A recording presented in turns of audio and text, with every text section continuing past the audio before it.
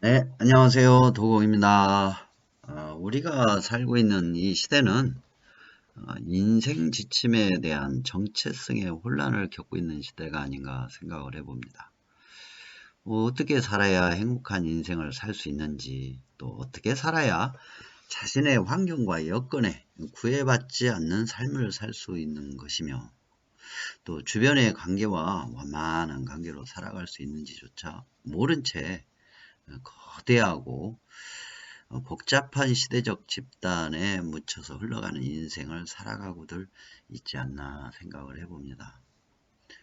즉 사실 우리는 많은 인생 지침의 그런 자료, 또 강연, 또 영상 매체를 통해서 많은 얘기들을 듣습니다. 이렇게 살면 인생을 잘 살 수 있다. 이렇게 살면 인생을 보람되게 살 수 있다. 저렇게 살면 행복하게 살 수 있다. 또는 이러이러하게 살아가야만이 사람으로서 행복한 삶을 살아갈 수 있다라는 식의 수를 헤아릴 수 없이 많은 정보와 자료와 영상 매체가 있는 세계에 살고 있다라는 것이죠. 그러다 보니까 아주 복잡하게 연결되어 있는 현대 사회의 어떤 인과관계 속에서 오히려 거대한 집단이 추구하는 방향대로 나도 모르게 흘러서 끌려가고 있지 않나 하는 그런 생각을 해보게 됐습니다. 결국 내 자신의 어떤 그 주체적인 정체성을 가지고서 내 인생의 삶을 살아가는 것이 아니라 어떤 거대한 집단, 또 기득권이 주장하는 어떤 인생 지침을 따라가게 되는 그러한 삶을 살고 있지 않을까라는 생각을 해보게 됐다라는 것입니다. 그래서 이제 부처님께서 가르쳐 주신 행복한 인생을 살 수 있는 방법, 우리 부처님께서는 행복한 인생을 살 수 있는 방법을 가르쳐 주셨거든요. 그런데 이 가르쳐 주신 것이 또 많은 시대적 흐름과 각 그 나라마다 또는 그 환경의 어떤 문화, 역사적, 정치적 흐름에 의해서 어려운 말과 방대한 경전들, 수를 헤아릴 수 없는 경전들, 그리고 깊고 높은 경지의 수행자들의 가르침을 쉽게 또 만나기가 어려워져 버렸습니다. 설사 그러한 가르침을 받아도 내가 준비가 되어 있지 않아서 이해하는 것조차 힘들기도 하는 경우도 종종 있지요. 그래서 뿐만 아니라 바쁜 사회생활로 또 인해서 행복하게 살 수 있는 방법을 부처님께서 가르쳐 주신 행복하게 살 수 있는 방법을 배울 기회가 또 없기도 하고, 또 힘들고 지친 생활 속에서 고통을 받고 살다 보니까 그냥 운명으로 받아들이거나 또는 막연한 어떤 희망을 갖고서 살고 있는 또 현실이기도 합니다. 네, 사회생활을 하며 사는 우리는 많이 알기도 힘들고 많이 배우기도 힘들고 깊게 배우기도 힘들고 배우고자 하는 마음도 없는 경우가 많습니다. 다만 행복하게 살고 싶은 마음만은 간절합니다. 하지만 고단한 생활 속에서 행복을 만들 수 있는 방법이 있다면 배우고 알아서 행복하게 살아야 되지 않겠습니까? 그래서 부처님께서 알려주신 복을 지어 행복하게 사는 방법, 행복하게 사는 법을 중심으로 경전 말씀과 오랜 불교 역사 속 설화들을 모아서 여러분과 함께 해보려고 합니다.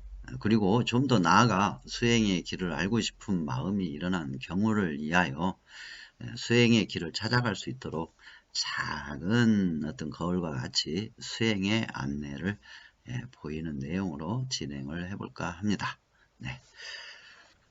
먼저 부처님께서 가르쳐 주신 생활 속에서의 행복을 만들어가는 방법, 행복하게 살 수 있는 방법으로 알려주신 것이 첫째, 십선업이다라고 저는 보고 있습니다. 그래서 십선업 중에서도 가장 기본이 되는 방생과 보시, 즉 생명을 존중하고 자비 실천을 하는 방생과 보시, 베품이죠.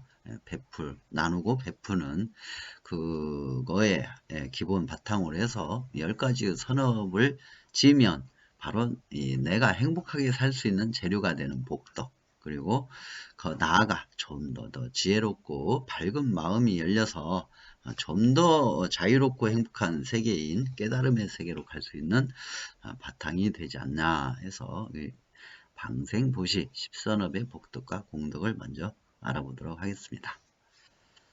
네, 방생을 해야 할 이유와 복덕에 대해서 알아보겠습니다. 우리는 가장 소중한 것이 무엇이냐고 할 때 그것은 곧 목숨이다 라고 합니다. 네, 목숨이라고 그러죠. 네, 여러분 목숨이 소중하지 않으시다면 저도 할 말은 없습니다. 네, 목숨만큼 소중한 것이 없죠. 내 목숨이 있음으로써, 내가 살아있음으로써 말도 하고 생각도 하고 또 잘 살기를 바라고 행복하기를 바라기도 하고 건강하기를 바라기도 하고 내 주변 사람들과 원만하게 생활하기를 바라기도 하고 또 내 가족이 건강하고 행복하기를 바라기도 하죠. 그래서 목숨만큼 중요한 것은 없습니다. 살아있기 때문에 돈도 필요하고 부귀영화가 필요하죠. 또 깨달음도 필요합니다. 살아있기 때문에. 그래서 목숨이 가장 소중한 것이다. 일단 인정하고 인정한 것으로 여러분들께서 인정한 것으로 간주하고 다음으로 또 가보도록 하겠습니다. 자기 자신의 목숨을 보존하기 위해서는 재물도 아끼지 않고 벼슬도 아끼지 않고 자기가 목숨이 이태로우면 저 자식 돌아볼 겨를도 없이 자신의 몸을 소중히 여기면서 살고 있죠. 그러므로 어떤 생명체든 잡히면 도망가려 하고 아주 작은 미물이라도 죽기를 피하고 싫어하고 있습니다. 죽기 싫어하죠. 아주 작은 미물이라도 죽기 싫어합니다. 나 죽기 싫어요. 살고 싶어요. 그러죠. 하찮은 풀마저도 베면 피를 흘리죠. 고의 종자가 고를 싹 틔우는 것은 당연한 이치입니다. 괴로움의 종자가 괴로움을 싹 틔우는 이치는 당연한 이치가 아닐까 합니다. 우리는 산천초목에 살고 있는 식물류와 동물류의 목숨을 뺏어서 음식으로 먹고 살아가고 있으니 그 과보는 당연히 괴로움이 되는 것은 자명한 사실이라는 것이죠. 부처님께서도 우리가 살고 있는 이 세계는 고통의 세계라 하셨으며 인내하며 사는 세계라고 하셨습니다. 참고 살 수밖에 없다. 그 말씀을 해주셨죠. 참고 살 수밖에 없다. 우리가 사는 이 세계는 고통의 세계다. 근본적으로 고통의 세계다. 따라서 참고 사는 세계이기도 하다라고 말씀을 해주셨다는 것이죠. 우리는 뻔뻔하게 고기든 채소든 과일이든 당연한 것처럼 먹고 삽니다. 당연한 것처럼 먹고 쓰고 사용한 모든 것은 전생의 복을 사용하는 것으로 그 복이 다하면 괴로운 생활이 시작된다 하셨습니다. 그래서 복을 지어야 행복한 생활을 할 수 있기 때문에 부처님께서는 10선업을 말씀하셨습니다. 10선업 중에서도 가장 먼저 말씀하셨고 부처님의 전생담에서도 등장하는 것으로 누구에게나 가장 소중한 목숨을 살리는 방생과 보시를 우선으로 하여 복을 짓고 나아가서는 10선업을 실천하여 행복한 삶의 바탕을 키워야 한다고 하셨죠. 사람에겐 복을 짓고 늘려서 힘들고 어려운 생활에서 스스로 벗어날 수 있는 능력이 있으니 행복한 삶의 재료이며 사람답게 살아가기 위한 복을 지어 고통에서 벗어나 행복한 삶을 살아갈 수 있다라는 것입니다. 그렇게 살아야죠. 또 살 수 있다지 않습니까? 행복하게 살 수 있다는데 왜 행복하게 살 수 있는 방법을 하지 않으면서 행복하기를 바라는 것입니까? 라고 볼 수가 있죠. 그렇답니다. 스스로 행복한 재료를 만들어서 행복하게 살 수 있다고 합니다. 생명만큼 소중한 것이 없으니 목숨을 살리는 방생만큼 큰 복덕이 되는 것이 어디 있겠습니까? 생명이 제일 중요하지 않습니까? 서로 베풀고 나누는 만큼 아름다운 일이 또 어디 있겠습니까? 생명을 살립시다.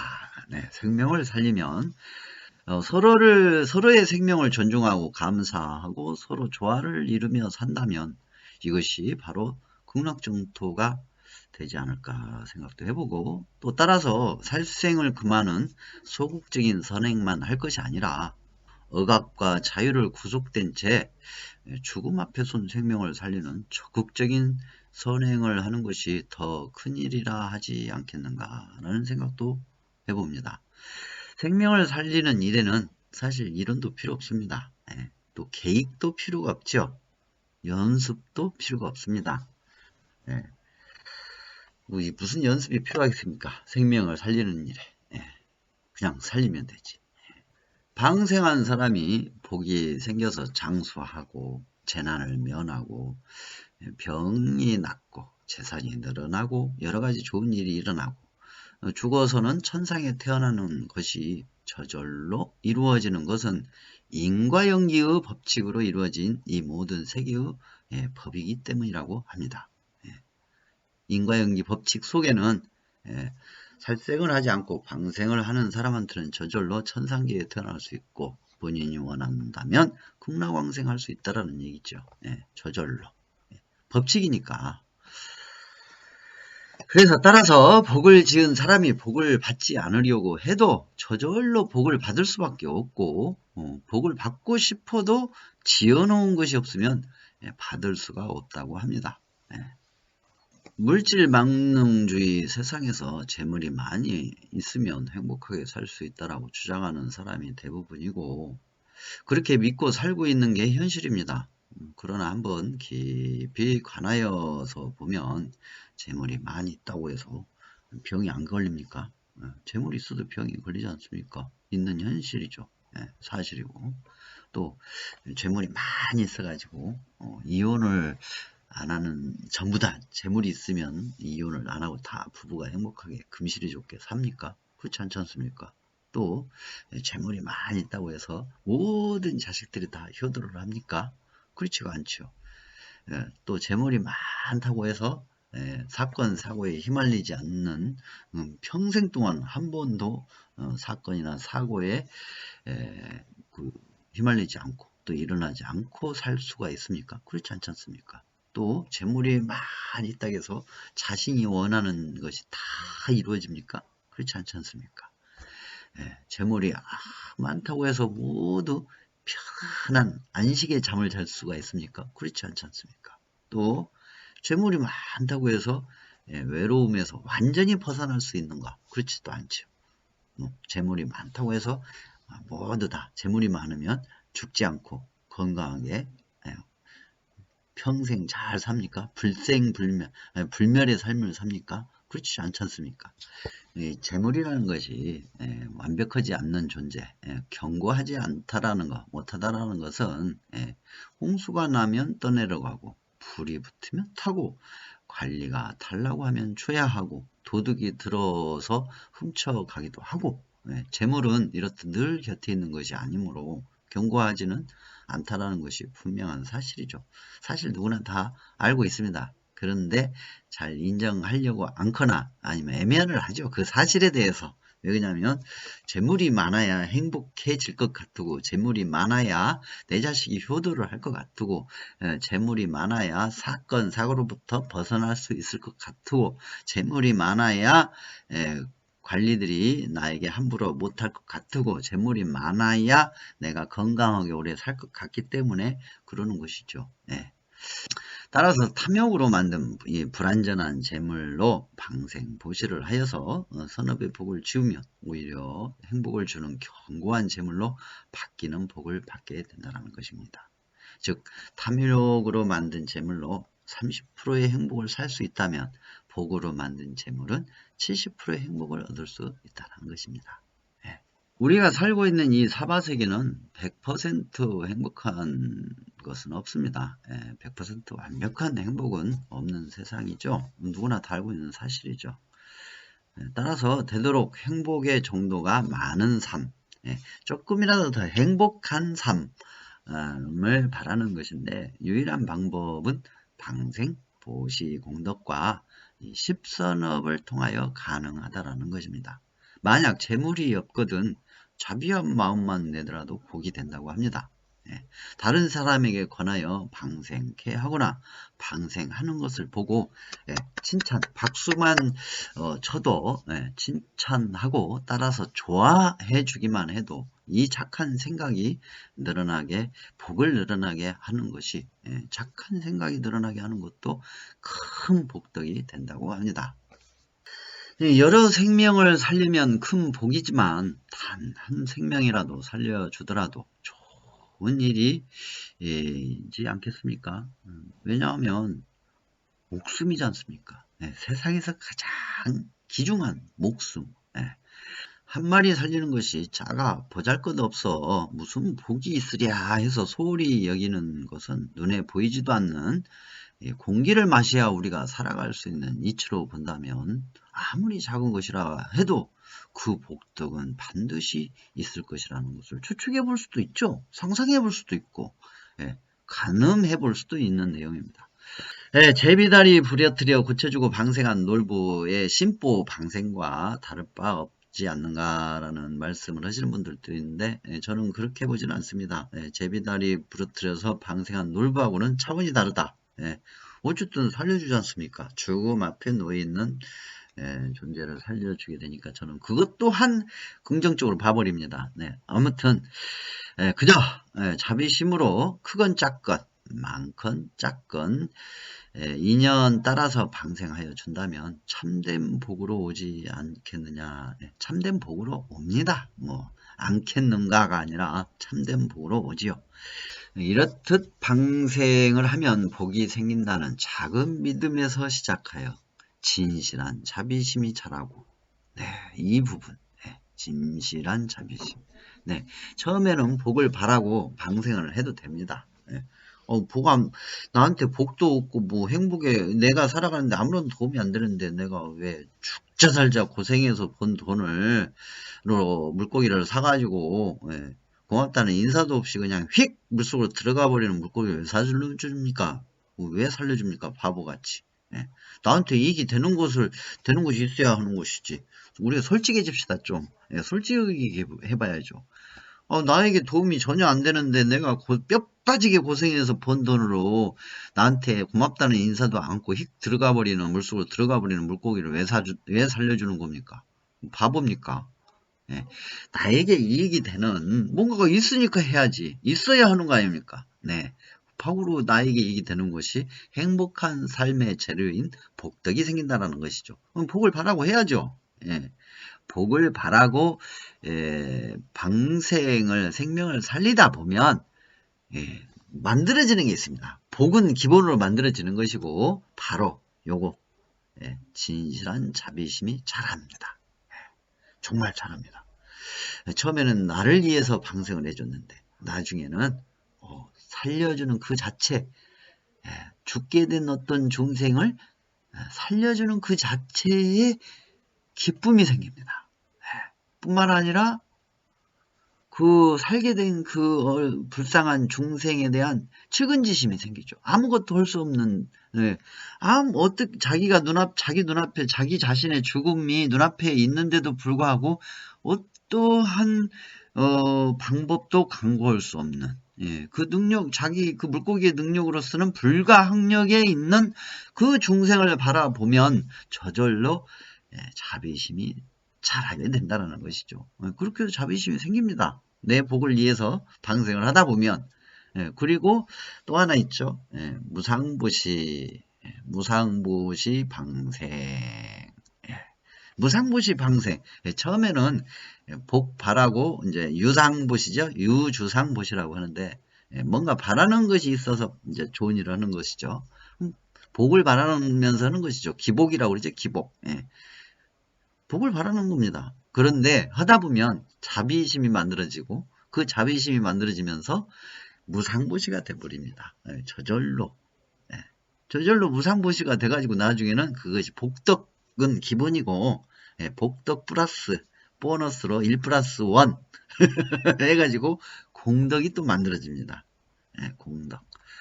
그래서 복덕에서 공덕이 되어 부처님의 대지의 광명이 발현되어서 복된 생활, 지혜로운 생활, 현명한 생활을 하는 삶을 살게 된다는 것이죠. 작은 선이나 큰 선이나 꾸준히 실천하는 것이 귀한 것이죠. 이게 굉장히 중요하죠. 작은 선이나 큰 선이나 꾸준히 실천하는 것, 이것이 귀한 것이니 날마다 실천하고 달마다 실천하여 선한 일이 많아지면 그 복덕은 날로 두터워진다.